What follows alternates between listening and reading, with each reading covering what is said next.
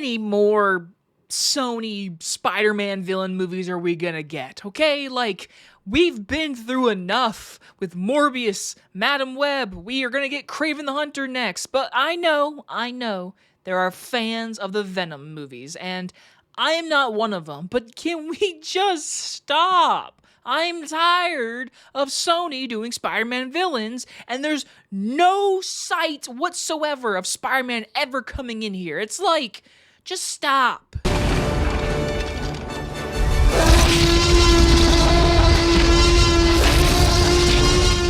Venom: The Last Dance stars Tom Hardy and is about Eddie and Venom are on the run, hunted by both of their worlds, and with the net closing in, the duo are forced into a devastating decision. From director Kelly Marcel, her directorial debut, her credits include writing credits of the first two Venom movies, which were directed by Ruben Fleischer, who did the Zombieland movies. We are now talking the third and potentially final Venom: The Last Dance. So that's all the marketing has been, is like, this is the epic conclusion to the Venom trilogy.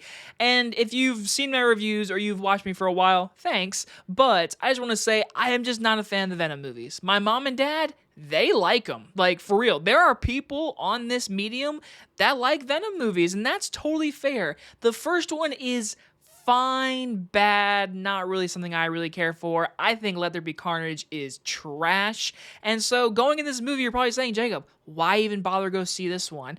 Well, it's because I'm always interested in the Marvel Universe and how they're going to even connect Spider-Man to these Sony movies, and if the Spider-Verse movies are going to connect to this, because obviously, minor spoilers for the last Spider-Verse movie, we did see this world get introduced in that movie for a split second, so there's always that question of, like, what's going to happen? And obviously, like I said, it's the last Venom movie, so, like, how are they going to do anything with Spider-Man?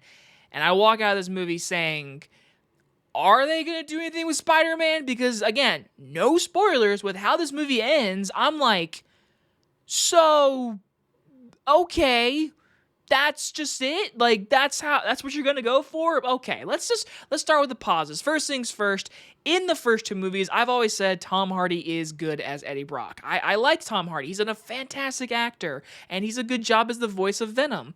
That relationship has carried this movie series, and I believe in this one, they finally were like, hey, let's give this movie, that's like almost like an hour and 50, something like that, let's give it 50 minutes of Eddie and Venom just talking on a road trip. And that's the best part of this movie. Just the dynamic between the two of them is funny, and in this movie, there is more emotion because the movie has that finale feel. You know, like when you watch like a final season of a show or like a final movie in the series, like there's always that finale feeling. This movie has that, and I'll give it credit. The movie definitely feels like, all right, this is the end of the Venom and Eddie Brock story, and how it ends up, I will say they do a good enough job, in my opinion, saying, all right, for this story, it feels conclusive. Like, I will give them fully credit.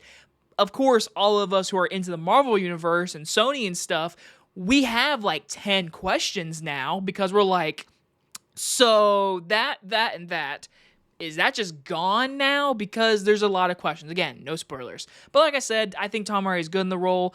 I think most of the actors in this movie are fine. I wish they give Juno Temple way more to do. They give her like a tiny character background story that is so freaking rushed, and they try to connect it at the very end, and it's just like, you gave no time and effort for this character. This family that you meet, the hippie family that you meet, they give you like that emotional beats of like, oh, we're a nice little family, we're gonna use them in the third act because more emotion, more stakes, but like, to me, I never felt the stakes. I only really felt it with Tom Hardy and Venom. Those are the only characters I was like, what's going to happen? I'm intrigued to see on how that story is going to close. Everything else, though, I will say the action is pretty entertaining. I think the third act is a big spectacle of CGI and special effects that, honestly, for the most part, looked pretty good, but there was a few times where some of the CGI wasn't really good. Mostly the underwater scenes kind of looked a little funky to me, but most of the action in this movie is fun. It's really over the top. I mean, there's a sequence where you see Venom dance in Vegas, And I just had to roll my eyes because I was like, listen, in the second movie when Venom was on stage in like a neon party, I was like, this is really low. This movie was like, listen, we got our fans, we're gonna go for it, and I respect that. To me though, me personally, this movie's a mess. The plot is completely just rushed. Everything is felt rushed. And the director of this movie, like I said, she is a writer of the other two movies. This is her first time directing this movie. It felt like a studio system kind of movie. That's what it felt like. It felt like Sony was like, all right, it's time to wrap up the Venom trilogy. It's time to move on and let's try to bring in other elements.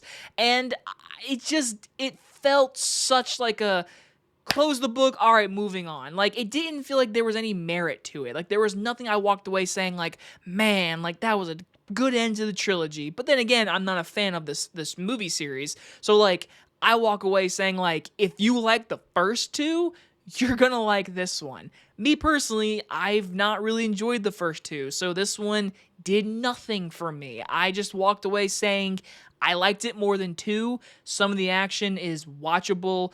There really is no character in this movie that gives development. Like, perfect example is Juno Temple, the family. I mean, hell, you got I said his name wrong. Chiwetel Ejiofor? I know I said his name wrong. But listen, he's like a person. This movie just felt like a person. I was like, that's an Oscar-nominated actor. Like, give him something to do.